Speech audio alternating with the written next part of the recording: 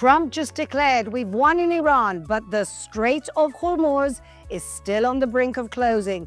Oil markets are panicking, and across the West, anti-Semitic attacks are exploding, while conspiracy theories blame everything on Israel. So, did the war end, or did something much bigger just begin? Trump just declared that we won the war. Take a look. We've won. Let me tell you, we've won. You know, you never like to say too early you won. We won. We won the bet. In the first hour, it was over. We don't want to leave early, do we? We got to finish the job, right? After midnight hammer, and then we left. We figured that'll be the end of them for a while. But they started again. That's why we got to finish it, right?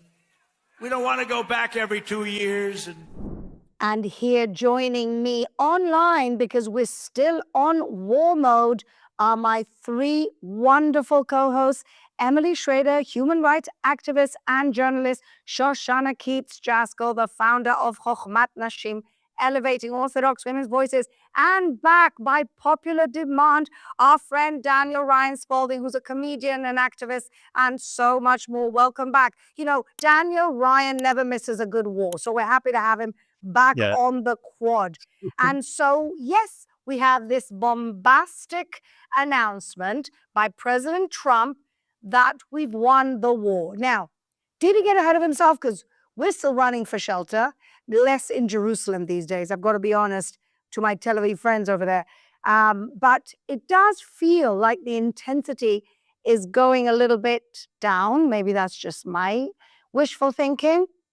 And as we said, the Straits of Hormuz is closed. So what exactly is happening? Are we winning the war if we haven't won the war already? Did Trump get ahead of himself, Emily? I mean, I think Trump has a reputation for getting ahead of himself with these bombastic statements. Great word you used for that to describe Trump. But I do think things are going very well. It's not just a feeling, by the way. You know, it's also, you know, the numbers support it. I mean, at the beginning of the war, they were shooting off like 90 some missiles a day. And now they're shooting like maybe one or two every salvo. It's like, you know, totaling 5 each day. So it's very different what we're looking at right now. They were saying they've taken out 70% of the missile launchers. I mean, we've inflicted serious damage to the regime and its infrastructure, and we're continuing to. So did he get ahead of himself in terms of, is the war over? I mean, yeah, I would say so. I don't think we're almost done. I think it's a long road ahead. But even if the United States is done with their role, I think it's a long road forward in Iran until we're able to get to something more stable.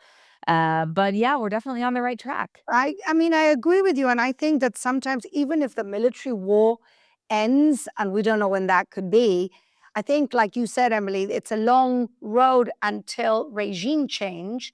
And that might be another war in a different way. It doesn't mean that it has to be the same war in order to bring about regime change. Maybe that's the moment when the Iranian people finally are called to come out and take control of their country. And you know, we're getting criticized. Oh, where are the Iranian people? People are such cowards while sitting on their keyboard, on their sofas. Well, why aren't the Iranians coming out? And I said, well, first of all, they haven't been called out yet. They get spoken to by Reza Pahlavi on Iran International all the time. And they've been specifically told, stay home until we tell you when time is. So I think that's a very unfair. But I do agree with you, 70% of missile launchers, 80% of anti-aircraft launchers. I mean, we've really done some damage. But, you know, my question is, and I keep getting asked this because I'm facing hostile media some part of my day, why did we need this and why now? Shoshana, what do you say when somebody says to you, why did we need this? Which is basically what all of the hating social media is doing right now. You know, I saw this ridiculous post. Guys, I found a new social media channel. It's called Threads. I know it's not new, but it's God, I'm resisting it. you know, it's made of people who say the funniest things or people who say the craziest things. Okay. And this woman, she's like, oh, we got a phone call, and it was the Marines. In America, there's no, you know, draft. So the Marines were calling, and she says, my son isn't dying for Israel, and hung up the phone. 17,000 likes on this post. She's got 300 followers. So sure, half of them could be bots. But I think there's two different people, right? There's the people who understand that the Iranian regime is an active threat against the United States plus Israel. And then there's those who have zero concept of anything outside their own door and have no idea that the Iranian regime has killed Americans, continues to try to kill Americans, Yeah. and would making its way in Venezuela, which is why Trump had to go to Venezuela first. And I think that there needs to be tremendous education. You know, the mainstream media is so focused on what a domestic terrorist's family was doing and why he may have done what he did to a Jewish synagogue, instead of actually talking about what's going on and why the United States is fighting a war for itself. So there's tremendous, tremendous lack of education and information in the media. And it's curious to me why the people talking the loudest aren't actually America first, because if they were, they'd be talking about this. Yeah, but I mean, that's part of the whole propaganda. Daniel, you've been, touring the United States. You got here just in the nick of time for this other Iran war. You were here for last year's Iran war, if I'm not wrong.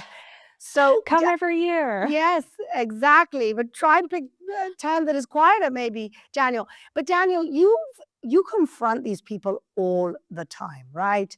These people saying that Israel dragged America into this war. Why did we need this war?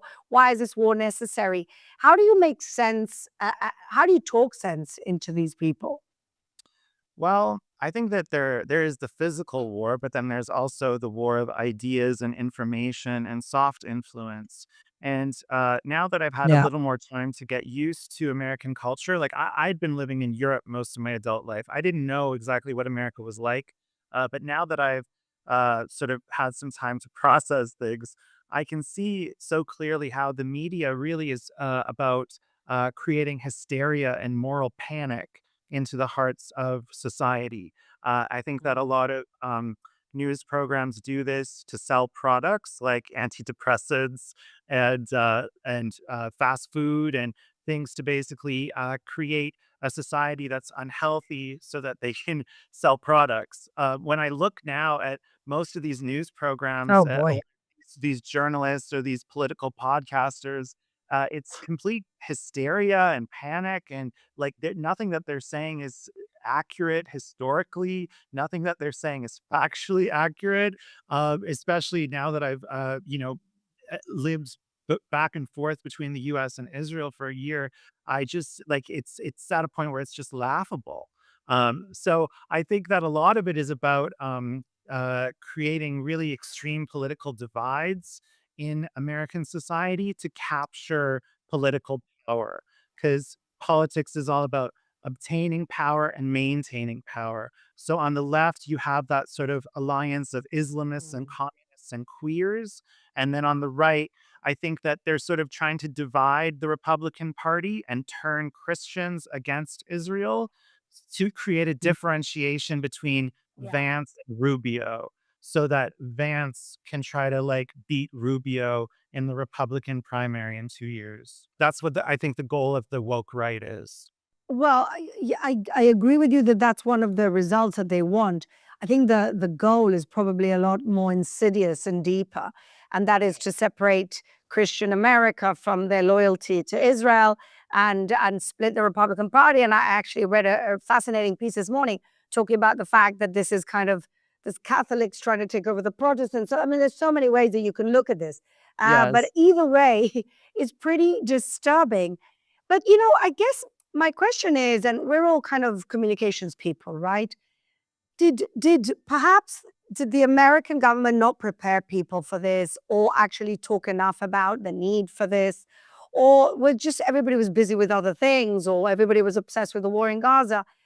Maybe we didn't. I mean, I don't want to keep blaming ourselves for everything, but part of the criticism is, well, nobody really saw this as a threat, and nobody sees the need for this war because it was not. The American government didn't prepare the people for this war. Do you think that's a fair criticism, Emily? Oh, yeah. I mean, I've been saying that from the beginning. When we talk about Hasbara and all of this advocacy conversation, in terms of nation states, I mean, this is a huge aspect, and the West has just completely abandoned their posts on this front. Nobody's making the case for Western values and for liberalism. Nobody is educating the next generation about why that's a superior thing. I mean, things that in my mind are like the most basic concepts, freedom of speech and freedom of religion, rule of law. These things are under attack, and they're under attack by people whose ultimate goal is to divide, as Daniel explained, but also to deconstruct Western civilization, as Mahmoud Khalil so explicitly stated, that their goal is indeed to destroy Western civilization and everything good that comes with it. And we are making the case for ourselves. And the White House, I think they've done a phenomenal job in this war in terms of the realities on the ground. But like Israel, there's a strategic lack of planning, especially in the long term, when it comes to advocacy for You know, yourselves as the West. yeah, The American public is just as important as the international community for the United States, and they're not even fighting that war. yeah, They've barely even tried. I mean, yeah, now there's a little bit. They're pushing a little bit, but they haven't made the case yeah. in the lead up to this of how dangerous this regime is, and that's a strategic mistake. I mean, I couldn't agree more. I mean, the dangers of Islamism, like the dangers of Nazism, have not really been laid out, even though there's crumbs everywhere. If you connect the dots, it's everywhere, but nobody's explicitly, openly connecting the dots in a more mainstream way. And of course, you can say that the left is complicit because of their own crazy woke ideology and the right are just anti Semites. You can see it in so many ways, but the point is, like you said, the case hasn't been laid out to the American people. Let's see for a second what people in the Middle East actually think about this war, because nobody is asking them at the moment. Look at this. إيران أكبر ضرر في الشرق الأوسط لكل الدول العربية، لا بالذات للقضية الفلسطينية. يعني وجود إيران شر في الكون. بل ضر القضية الفلسطينية أو بضر القضية الفلسطينية. كل اللي احنا فيه من ايران، كل الدمار والشهادات من ايران. بشر قاتلوا ولو بعد الحين، الحمد لله رب العالمين، قاتل الاطفال، قاتلوا النساء. شايف اخر من الاخر. شعوري على اول يا اخي. يلا عبال الكل ان شاء الله. صراحة بحتك صوت هذا عبنا عليه لانه تعبنا منه واسانا واسا حمص يلعننا وحكم الله يلعننا. حزب الله بتقييمي أنا غدر ببيئته. تبریک به ایرانیا، تبریک به ایرانیا، دمتون گرم آمریکا اسرائیل. بزن ترامپ، بزن دمت گرم. بزن عمو، بزن بیبی.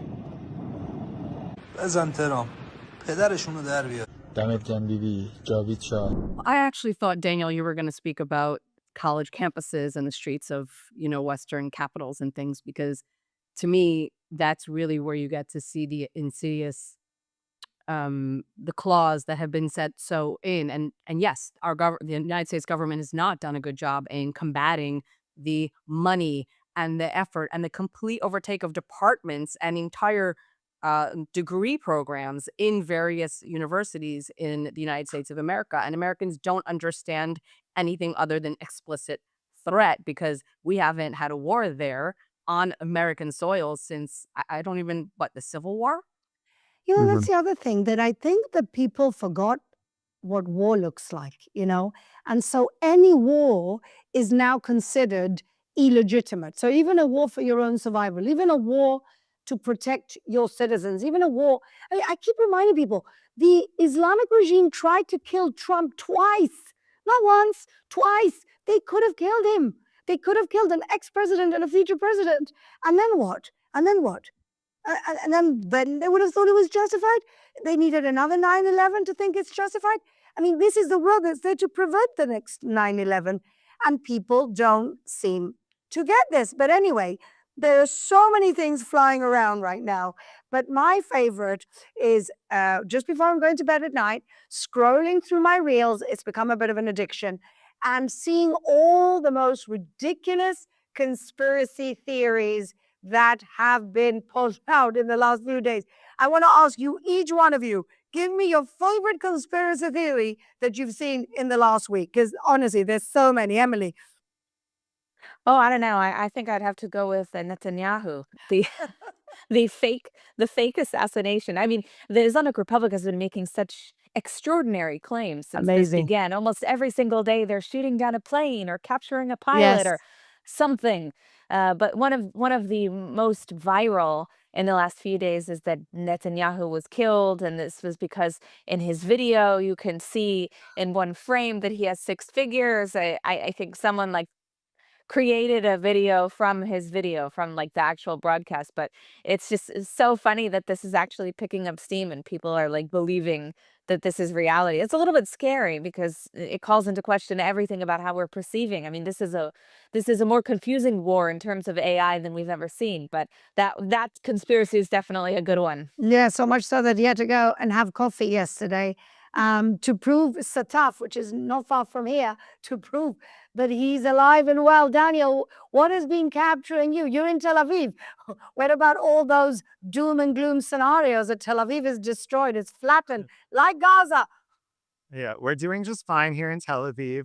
But my favorite one was Purple Hair Girl. I created a web series called Purple Hair Girl very early on in the war about the subversion and Oh, infiltration yeah. of and it really like the woke activists in New York were really upset about because it was really at the height of everything. Now you look back and it doesn't seem that radical. But my favorite one was there was an actual purple hair girl who was very upset when the Ayatollah died because he was the Pope of the Muslims. Yes. And this was a global genocide of the Mhm.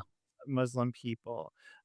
There's also a queer Mhm. influencer who, when that synagogue was shot up in Michigan, he blamed Israel for that because the shooter Of course. Israel killed his brothers. That his brothers were, Hezbollah operatives.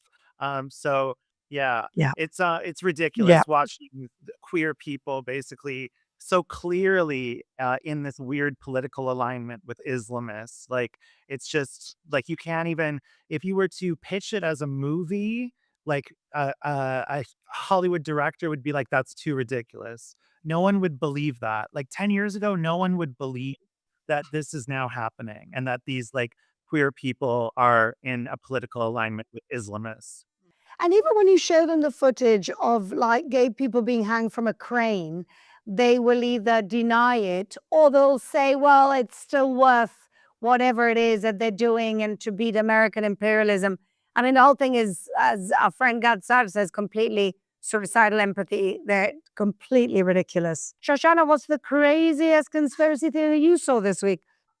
I don't know if it's conspiracy theory, but Candace was always really good for a laugh. But this morning or yesterday, I don't remember when I read this, it was hilarious because Tucker Carlson basically got called out by the CIA because he been talking to the Iranians, and then he's in Trump's office, and clearly Trump's like got him over his shoulder, being like, "Bitch, I got you." And Tucker thinks he's like in the inner circle, but everyone knows he's the joke. So Tucker goes on a rant that when you discover the CIA has been reading your texts to frame you for a crime, okay, they've been watching the Iranians and the Iranians talking to you, but okay.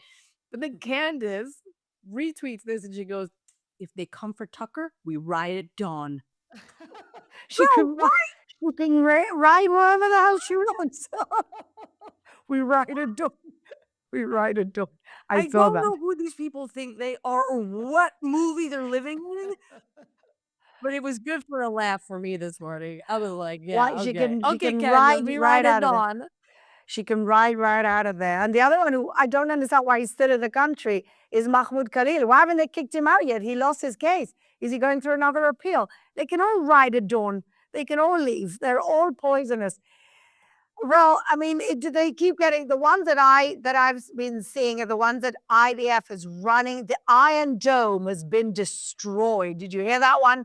That we can't reject, we can't repel. We don't have interceptors anymore. That's the other one. And meanwhile, they can't throw as many rockets as they did, but whatever. You can't account for stupid and deluded. But No. what's really a real what's real and is happening around the world right now is, even though we thought we'd gotten to the worst that we could see, is another uptick in anti-Semitic attacks. As we saw in Michigan, I mean, if that guy would have been successful, he would have killed 140, 150 little kids, you know, and instead you've got people retweeting the reasons why it's okay that he was aiming at a synagogue. You have another attack in Amsterdam at a Jewish school. And meanwhile, we're sitting around thinking, I think a lot of Jews, just when they thought it couldn't get any worse, it's getting worse. How's this going to end? It's not just that. It was also Antwerp. Multiple religious Jews have been assaulted. There's video cam because it's happening in broad daylight on the streets, and street cameras are capturing it, and it's just become normal. Like you see it now, and Yeah. you're just like, oh, another one. It's Another one. crazy. It's happening in California.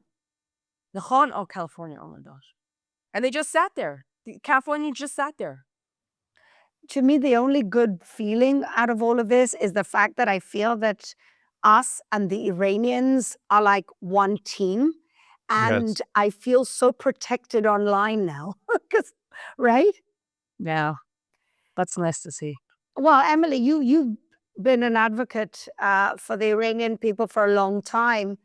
What are they telling you when they see the pushback in America and other Western countries on America and Israel trying to liberate the innocent people of Iran? Are they in shock, or they kind of got used to it now?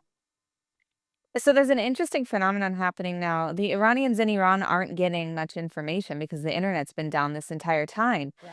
So they're not getting anything accurate, certainly. They're getting only what is being told by, Islamic Republic state media and limited word of mouth from people who do have internet sporadically.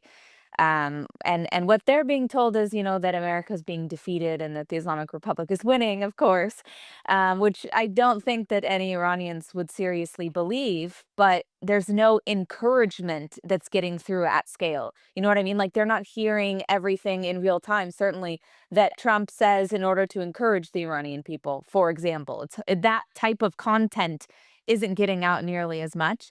But when it comes to Iranians in the diaspora, I would say they're shocked. They're actually more shocked Really? than I have been in regards to how the media and the mainstream has responded to things. I would say I haven't been as shocked by it because I saw how people We have react Gaza. after October 7th. Exactly. Exactly. But the Iranians, you would think, as a human being, you would think that after a regime massacres 40,000 people, that it would be generally accepted that that's a bad thing and that the person who did that is evil and should be held accountable one way or the other. And instead, you see this like bizarre mental gymnastics that people are doing in order to like not condemn it because, oh, well, maybe it's illegal. For some people, it's Trump. For some people, it's because they're Islamist. For some people, it's because the brain rot from their crazy leftist ideology and communism. There's a lot of different reasons for why people are reacting this way, but it's like across the board insanity in order to justify this and to side with something that is simply morally reprehensible no matter what your political ideology is. Like it shouldn't be debated, and yet you see people continuing to push the line of what's acceptable in a civilized debate. The fact that we heard people saying on TV, on mainstream networks, oh well, that synagogue was targeted because it was called Temple Israel. I can say that this situation, this was an Israeli temple. It was aligned with Israel. I will say that. A Jewish temple? A Jewish temple. A Jewish synagogue is not an Israeli temple. It's called the real Israel temple. They're Jewish. Okay. They're the people of Israel. How do you So just finish. And Israel's is in the name and they support the state of Israel. What? First of all, it's not true. Second of all, who cares? It could be a synagogue full of IDF soldiers. It could be owned by the Israeli government, and you still don't have a right to drive a car full of explosives into it. Like, why is this something that we need to explain in 2026? So for me, it's horrifying and upsetting. For them in the diaspora, I think they're a little bit more shocked because you're seeing this polarization at levels we've never seen. And also the moral divides are very, very stark right now. It's ridiculous. Daniel, what were you about to say? No, I agree with everything that you're saying. I think that fundamentally people don't really understand like Islamism for starters. I think that if you've been raised in a safe Western society, especially if you've been shielded from war and violence, it's hard for people to process evil. They can't recognize it because they don't know what it looks like.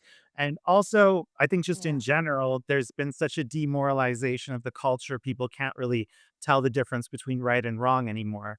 But on a fundamental level, people who are radicalized by Islam and who are jihadists do not recognize sovereignty and nations. They don't think about society in the way that you and I do, where there is a country called France, and there is a country called England, and there is a country called the United States, and there is a country called Israel.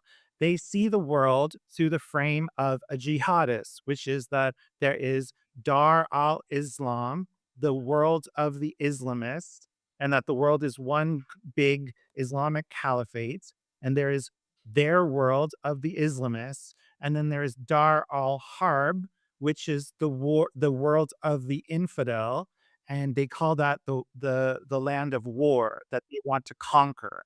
They fundamentally don't see things in the same way that we do, and so if people don't know that and they don't have that information, as they see all this terrorism unfold in their societies, they're going to find ways to justify it in their mind because they don't have the fundamental understandings of why this is happening and what is motivating these people. Yeah. I'm That listening coupled to you, with Daniel. no spine about their own values. I think when you've got nothing to stand up for, like you said once, Shoshana, you fall for everything. Katy Perry. I feel like as I'm listening to Daniel, I'm like thinking about like this whole this manosphere or whatever it's called, how like the West is actually falling apart internally. Gender wars, gender identity, racial identity, like they can't get out from their own tuchuses to understand that while they're fighting about this minutia and internally fighting one another, whether it's gender or color or race, they are being destroyed and they will not have a future. And it's actually really tragic and sad and alarming. It's alarming. And I don't know how we get out of it. Well, hopefully we'll be getting out of it very soon when we destroy the head of the snake, which has been really the main exporter of all this terrorism as well as terrorist ideology. And talking of the head of the snake, we move on to our very favorite scumbags of the week. And every week we have more to wade through. And, I feel sometimes that it's getting boring because the same scumbags keeps coming up. But what can you do? You still have to call them out because every week they do something even more scumbaggy than the week before. So, Shoshana, let's start with you. Who's your scumbag this week? My scumbag is actually the mayor of Dearborn, Michigan, which is where the terrorist who slammed into the Michigan synagogue hailed from. Because this is the statement that this person put out. Earlier today, we learned that the individual responsible for the incident that took place, this is very passive language, everyone, okay, at Temple Israel Synagogue in West Bloomfield was a resident of Dearborn Heights. He died at the scene. Early this month, he lost several members of his own family, including his niece and nephew, in an Israeli attack on their home in Lebanon. Everyone deserves to worship in peace, and we must unequivocally condemn any attack on a house of worship or the people within it. This tragedy comes at a time when communities everywhere are confronting rising hate, senseless violence. No matter where the violence occurs, whether it's in West Bloomfield or wherever around the world, harm against innocent people is something we must all stand firmly against. Blah, blah, blah. Blah, blah, blah. Sacred final days of Ramadan. We are aware and vigilant. Let's continue to care for one another. I am disgusted, appalled, and frankly not shocked. No. That instead of saying this is horrific and terrifying, and I'm with the Jewish community. I don't even think he said Jewish in this entire thing. Nothing. He's giving excuses. He's saying why this guy basically had an incident and he died. I'm sorry. What? To pair him with the lady on the news, and we know we have this clip, who's like, well, it was an Israeli synagogue, Chuck. No, bitch, it was a Jewish synagogue with kids in it, 140 kids who were in reading time, and an incredible mother who was there, and she was also a teacher, and she posted on Instagram. I'm reading her account of she had just left the building where her son was. She was reading with the kids. The truck slams into the synagogue. Shots are being fired because he shot first. The guy who had the incident shot first, knocking out the security guard. And she is trying desperately to get back into the building to take out her kid. And you can, as you're reading it, and you know that she's okay, but your heart's in your throat. And this guy has the gall to make it sound like something happened because of something else that happened. Yeah. By the Some Israelis. people did something. The Ilan Omar famous sentence. What can you expect? It's like, you know what it is? It's like she asked for it excuse for raping someone. Right? She was wearing a short skirt. This is the equivalent. That, Apparently he was on the watch list. That's what I wanted to say. He was apparently on the terror watch list, this guy. Yes. Yeah. Yes. Oh God, give us, honestly, it's a miracle that nothing happened. It's Absolutely. But yeah, he's definitely a scumbag, this mayor. And what are you going to do? This is a real strategy of the Islamists to go and take over different cities and different states. And they're not doing too badly. Daniel, who is your scumbag this week? My scumbag this week is Walter Masterson, who is a comedian and an activist or influencer in New York City. So Walter was the gentleman who was at the central moment of the terror attack in outside the mayor's residence. There was a Christian nationalist who went to peacefully protest Zoran Mamdani. And so Walter went to counter-protest the Christian nationalist to basically reaffirm New York City's commitment to being a sanctuary city where all illegal immigrants can come unvetted and unchecked. And in this moment, as Walter was on his billhorn defending the illegal migration, a ISIS-inspired terrorist threw a bomb over his head. Now, I would not normally be enjoying anyone being in a threat of their physical safety, but I'd just like to point out that Walter, shortly after October 7th, Walter is like one of these whacked out communists who thinks that America is an evil empire and Israel is a Zionist entity that needs to, and that this is all about Western imperialism. So Walter, early on after October 7th, would go to events like pro-Israel events where people were there in solidarity for the hostages, dressed up as a stormtrooper, screaming, "The empire did nothing wrong." So imagine these people whose family members were murdered on October 7th, potentially kidnapped. Their family had to go into war, like members of the IDF, having to fight this war that they didn't want to. As they were gathering in solidarity against these pro-terror and jihadist protests, Walter would go there screaming in a stormtrooper costume.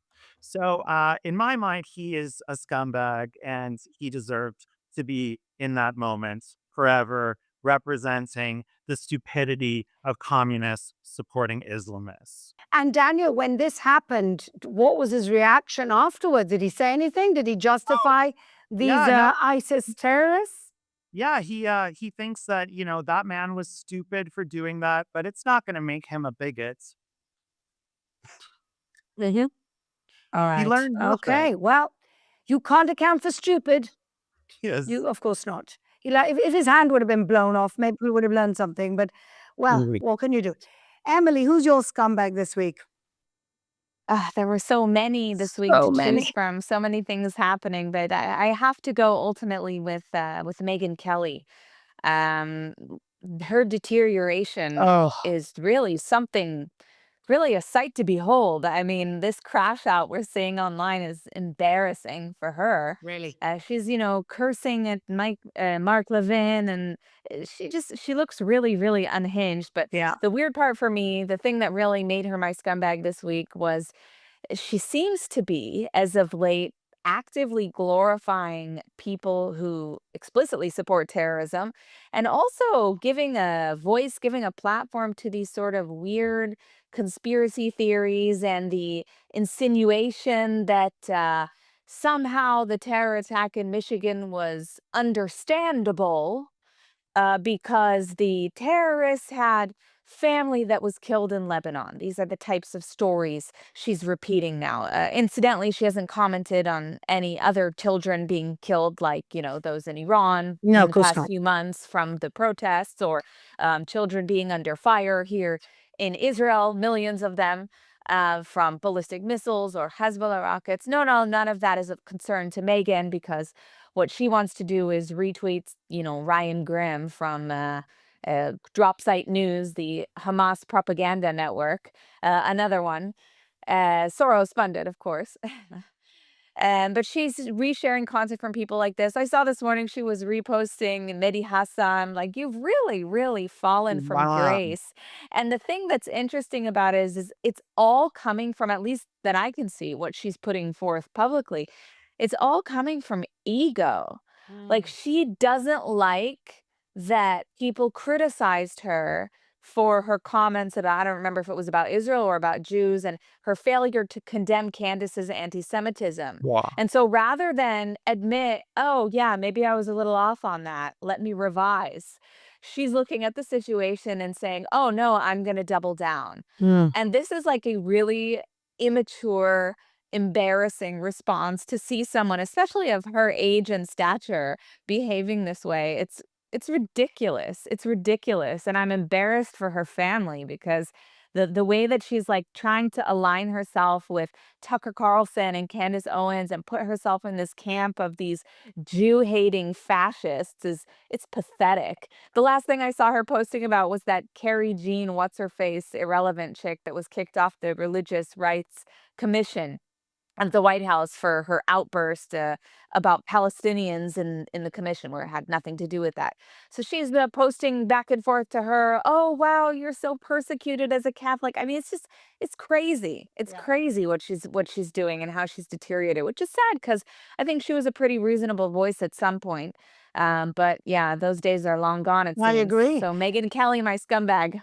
Very worthy scumbag. And the thing is, Emily, that the whole thing didn't start because of Israel. It started because she wouldn't condemn Candace for saying that Erica Kirk killed her husband. And when Ben Shapiro called her out on not condemning, it didn't start because of Israel, although she was flirting with all that conspiracy theories. It started about Erica Kirk. And then once she was called up by Ben Shapiro, she just became a raging anti-Semite. And that is exactly what you're saying. It's all about ego. All about ego. Yeah, suddenly the people she's opposed for decades on an ideological basis, she's elevating them. Like, it's so silly. And, she was called out by a lot of people. Brooke Goldstein was one of them who's been on the show as a host before. And she called her out on this. And Megyn actually responded and was like, that doesn't work on me anymore. What doesn't work on you anymore? Facts? The voodoo that the Jews are doing. I mean, it's bad. It's really bad. In the end, anti-Semitism ends up consuming the anti-Semite because that's all they see. And then that makes you somebody who can never look in the mirror, can never take accountability. And when it spreads to a society and the society can't learn from its mistakes and come up with creative solutions, and you're just blaming somebody else, that's what destroys society. She doesn't understand that she's a cog in that wheel now. How sad. You're right. It's actually sad to see. But, she's digging her own grave. And talking about somebody else who's digging his own grave and maybe already dug it, my scumbag of the week, and I know we've had him before. He's a repeat scumbag, and I know we've all done him before. But I'm not sure if I've done him before, probably. But Tucker Carlson, I want to bring as a scumbag this week because I always like a scumbag with a happy ending. And even though we don't have our happy ending quite yet, we may get it very soon. Shoshana, you mentioned it earlier, but I just want to go deeper into this. So Tucker Carlson comes out on his show this week saying that the CIA had now been tracking his messages and they're sending a file to the DOJ, to the Department of Justice, to bring charges against him for maybe foreign influence, breaking of foreign influence laws, because honestly, you can't get a better own goal than this. And we know for a long time that Tucker Carlson has been shilling for Qatar. And now it turns out the Islamic Republic of Iran. So when he was invited to the White House and we were all fuming and thumping at the mouth, why is anybody legitimizing him? It turns out this could have been one of Trump's most genius moves. He had him in the White House. He probably knew at this point that he was talking to people in the Islamic Republic. He fed him all this stuff about how he wasn't going to attack. That got fed back, and Tucker Carlson may well have been partly responsible for the killing of the Ayatollah in the first 5 minutes of this war. So you can't get a more beautiful irony than this. And so I truly hope that this man who is creating so much hatred, so much division, so many lies, propagating in bringing back the most horrible anti-Semitic libels from hundreds of years of European anti-Semitic libels, trying to bring it into mainstream America that had nothing to do with it. That man may now end up, please God, in jail. And so that's why I wanted to bring him up this week, because we could be at the cusp of some very good news. And what's really going to be interesting to see is if this happens, if he does get indicted or arrested, what's going to happen to the Megyn Kellys? What's going to happen to the Candace Owens? Yeah, they're going to ride at dawn. Let's hope they ride at dawn and go all the way to Venezuela, see where that gets them. Okay, and now we cleanse our souls with some good vibes, good people doing brave things. Cleansing ourselves with heroes. Shoshana, who is your hero this week? My hero is connected to my scumbag, but he's the actual hero in this whole story. Danny Phillips is the security guard of the Michigan synagogue, who was actually knocked unconscious by the car driven by the terrorist. But what's incredible is when you read about this, he implemented tremendous security systems and drills. So that not only were they ready for this, not only did they know what to do, and he prevented a loss of life in the temple, A, because of his presence, but B, because of the drills that they had done, to the point where the children who were taken into the actual scenario, the terror scenario, some of them came out completely fine and not even worried because they thought it was another drill. Wow. That's amazing. This is what security looks like when you Yeah. take it seriously. Now, it's Wow. really sad. It's really sad to think of American synagogues needing security guards and security systems, drones, drills, fences. But when you do it right, you save lives. And so Danny Wow. Phillips is recovering in a hospital. You are a hero. You may you and your family only know happiness and health. And thank you from the bottom of my heart for saving these incredible children and all of the teachers in this synagogue. I suggest you read it, how wonderful he was. He really just did an amazing job of making this place secure. And it's just nice to know that some people are doing this right and saving lives. Wow, that's wonderful, Shoshana. Thank you. I hadn't read about him, so that's really wonderful. And you're right. It's sad we have to have these security protocols, but they do save lives. Thank you. Daniel, who's your hero this week?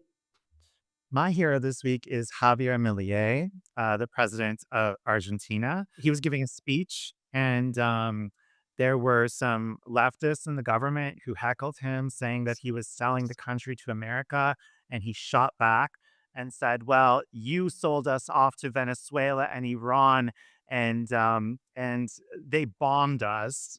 and how dare you, you murderer and you thieves. And everyone erupted in applause for him. No, claro, ustedes que se entregaban a Venezuela y que se entregaban a los terroristas de Irán que nos metieron 2 bombas. Dale. Donde la corrupta además firmó un memorándum y venía a explicarme qué pasó con Nisman. Dale. Manga de asesinos y chorros. And I just love him. He openly declares himself the most Zionist president in the world. And he really understands that our freedom and our free societies comes from the idea that we have inalienable rights that were given to us from God. And this is an ancient idea. This comes from the Persians. It comes from the Jews who, it comes from Christianity into the free world. And that is what capitalism is all about. So to have a healthy, functioning, free society, you need to have freedom of religion. You need to have freedom of expression.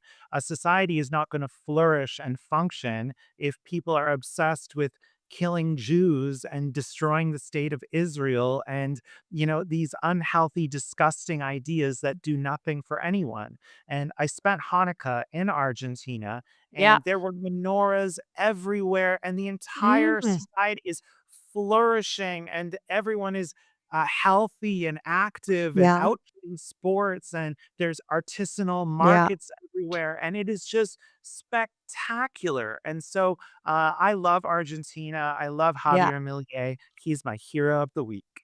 Yeah, we love Javier Milei. He's such a supporter of Israel. But forget Israel for a second. The man has turned around his country from being on the verge of hyperinflation to being in positive numbers. He's turned around his country. His whole thing is he's an economist. Everything was corrupt, and he's just cleaned the place up. It's really amazing. I'm glad you got to spend some time in Argentina, Daniel, because it's, to think that Argentina was the country where 2 Hezbollah attacks were basically allowed to take place, killing so many Jews.